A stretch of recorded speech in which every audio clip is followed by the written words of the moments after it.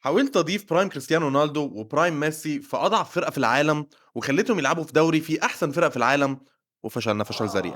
في الحلقة اللي بعديها ضفت معاهم تشافي هرنانديز عشان يسيطر على نص الملعب، والحارس الأسطوري أوليفر كان في حراسة المرمى عشان يبقى الحيطة اللي محدش بيعديها. بطريقة ما عملنا أوحش من الموسم الأولاني. النهارده قررت إن احنا لازم نغير حاجة في الدفاع عشان طبعا كلنا عارفين إن أحسن هجوم هو دفاع قوي، بس بما إننا هنضيف مدافع واحد بس فقررت أجيب واحد مجنون، واحد هيخلي اي مهاجم يفكر مرتين قبل ما يقرب من منطقتنا، اللاعب اللي لو شافك جاي بالكوره غالبا هيحاول يكسرك انت ومش هيروح على الكوره اصلا، العنيف دائما الشرس دائما ياب ستام.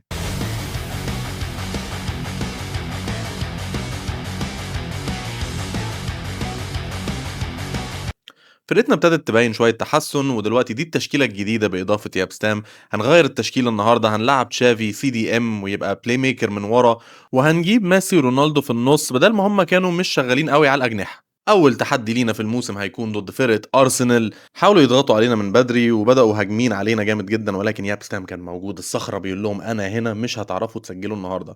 بس طبعا هم كملوا ضغط علينا والضغط المستمر ده يؤدي لغلط الدفاع واول هدف يدخل فينا من ارسنال. بس بصراحة الفرقة دي كان باين فيها فرق دفاع جامد النهارده بيابستام موجود، اوليفر كان طبعا عمل كام تصدي رائع منهم التصدي العالمي ده ما اعرفش صدها ازاي، ومدافع مدافع وهو بيطلع كرة رزعها في وش زميله، معلش ماشي كمان مرة ارسنال فضلوا مسيطرين على الماتش عشان طبعا زي ما انتوا كلكم عارفين ارسنال عمره ما يخسر لو كسبان 1-0. بدأنا الموسم بهزيمة لارسنال 1-0، بس اي حاجة ارحم من الموسم اللي فات لو فاكرين. داخلين الماتش التاني بثقة أكتر بقى وهنلاعب ريال مدريد النهارده، الفرقة اللي أنا باشجعها في الحقيقة. ريال مدريد بدأوا علينا الماتش بضغط عالي وسجلوا هدف بدري بدري عبر فيني اللي ما بيسجلش في الحقيقة. يابستام في الهجمة دي اتعصب وقرر إن هو ياخد المواضيع في إيده. ارجع يا يابستام، رايح فين يا يابستام؟ تعال ارجع.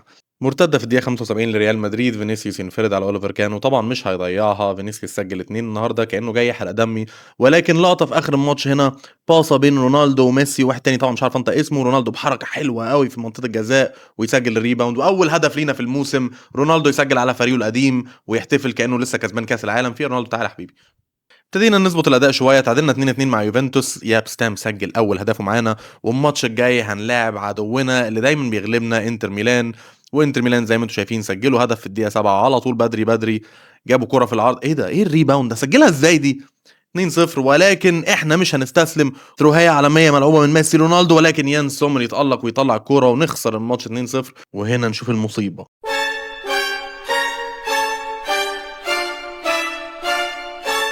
إصابة ليو ميسي وداخلين على ماتش بايرن، معناش واحد من النجوم القليلة اللي معانا في الفرقة، مضطرين نلعب بداله ريجوي وكسبنا الماتش، كسبنا 2-1. إصابة ميسي خلتنا نكسب، لا احنا لو كده بقى نلعب كل الماتشات من غير ميسي. رونالدو تألق سجل هدف في الأول، ماتشنا اللي بعديه مع باريس سان جيرمان عدونا اللي دايما بيحط فينا 7 أهداف واتعادلنا 1-1 معاهم. الواضح إنه إصابة ميسي عاملة فرق معانا. خسرنا 2-1 من برشلونة واخيرا ما بقيناش الاخير على الدوري، لاول مره في حياتنا ما نبقاش مركز العاشر، نخسر خساره تانية قريبه من مانشستر سيتي 2-1 ونتعادل مع ليفربول 2-2 ونخلص الموسم مش الاخير، يوفنتوس طلع علينا الاخير. احنا ناقصنا حته واحده في الهجوم ونعرف نكمل خطتنا كلها والتكتيكات بتاعتنا تظبط، ويا بقى لو يكون لاعب كسب الكرة الذهبية زي رونالدو وميسي. ومين أحسن من ريكاردو إيزيسون دي سانتوس ليتي، اللاعب ريكاردو كاكا اللي كان بينافس ميسي ورونالدو على أول كرات ذهبية خدوها. وده بقى منظر الفرقة بعد ما دخلنا كاكا، فرقة عالمية وكاكا هيعمل فرق كبير قوي. بصوا الجماهير كلها جاية تتفرج ومتحمسة جدا بإضافة كاكا الجديدة للفريق، كل الناس جاية، الجماهير مليانة في الاستاد، وكاكا بيوري الفرق بتاعه من أول هجمة على طول بيجري على الجناح، بيورينا فرق السرعات بتاعته، يلعب كرة حلوة قوي لميسي ولكن الكرة تضيع في الهجمة دي. مانشستر سيتي بصراحة النهارده ضغطوا علينا جامد قوي، ولكن الفرقة لسه بتتأقلم على التكتيكات الجديدة بإضافة كاكا. رودري بيسجل هدف علينا هنا وبيتحس وهو بيحتفل بيقول لنا ليه ما اخترتونيش انا كمان معايا بالون دور، اشمعنى اخترتوا كاكا. الفرقة هنا عاملة هجوم حلو قوي، لكن رونالدو ساعات بيتأنن كده ما بفهمش بيعمل ايه الشوطة دي يا رونالدو. لقطة تانية هنا معانا كارثة في الدفاع، يابستام يلعب الكرة لأوليفر كان، أوليفر كان يخلص الكرة غلط خالص، وهالاند من حظنا جالنا هالاند بتاع نص الموسم التاني مش نص الموسم الأولاني، أنت عارف لو كان في أول الموسم كان سجلها. هنا معانا لقطة تانية تشافي يلعب كرة لميسي براسه، تحسه بيسترجع ذكريات مانشستر يونايتد 2009، ولكن الكرة تصطاد من الحارس دوناروما. بصوا انا عارف ان احنا خسرنا، بس استنوا عليا، الموسم ده كان روعه. تعادلنا الماتش اللي بعده 2-2 مع ارسنال، والماتش اللي بعديه مع برشلونه، واحده من احلى المباريات اللي شفتها في حياتي. برشلونه بداوا الماتش بضغط جامد قوي، داني اولمو ضيع كوره الحمد لله عدت بسلام. وبعديها احنا بقى ابتدينا نهجم، بقى قلنا لا احنا مش هندافع بقى زي كل ماتش، احنا النهارده هنلعب وهنهجم. ميسي معاه الكوره قدام، يلعب الكوره على طول لريكاردو، كاكا يهجم ويخلص الكوره تتصاد، ولكن رونالدو الريباوند ميرشنت، اول هدف 1-0. برشلونه يرجعوا بيحاولوا يتعادلوا معانا على طول. اوليفر كان موجود بيقول لك النهارده احنا هنكسب مش هنخسر. غلطه دفاعيه جامده جدا، ولكن اوليفر كان موجود. هجمه تانية لينا في الدقيقه 23، رالتي الاسطوره مع الكره يلعبها لميسي. بصوا على التقسيمه، بصوا على اللعب الجماعي. دلوقتي تشافي يرجع الكره لميسي حلوه قوي، يشوط ولكن تصد، وفي الاخر الحكم اصلا حسبها اوفسايد، ما طلعتش هجمه خطره بجد. ودي واحده من اخطر الهجمات لبرشلونه. لامين يامال يلعبها لأول، معلش نعيدها تاني بالبطيء. اولمو على الطاير يشوط كوره. اوليفر كان متعصب بيزعق في بقيه الفرقه طول الوقت، حقه بصراحه. الدفاع بيعملوا ايه هنا؟ الدفاع بيعملوا ايه؟ بص اوليفر كان مش طايق نفسه، الدفاع بيغلطوا غلطه كبيره واحنا داخلين عشان نكسب الماتش ده. ولكن الكره اللي بعديها ميسي على طول من غير ما نضيع وقت يرجع ويسجل فريقه القديم ويحتفل ويشوط رايت الكورنر. بصوا على الار2، بصوا على الار2، ماركونا توب بينز، مستحيل تتصد. 2-1 داخلين على الشوط الثاني، اول مره نخلص شوط كسبانين ماتش. وبرشلونه طبعا داخلين الشوط الثاني عايزين يعوضوا، ولكن اوليفر كان، نقول ايه على اوليفر؟ كان احسن اضافه في الفريق ولا لا؟ في الدقيقه 90 ليفاندوفسكي يجيب التعادل لبرشلونه. حاجه تحزن بصراحه بعد الماتش اللي عمله اوليفر كان، والهجوم بتاعنا عملوا ماتش حلو قوي. برشلونه يتعادلوا في اخر دقيقه، وبصوا الفرحه، بصوا الانبساط ان هم ما سابوش ميسي ورونالدو يرجعوا يكسبوهم. الجماهير متجننه، اللعيبه متجننه، احنا بنعيط. دول جماهيرنا احنا دلوقتي.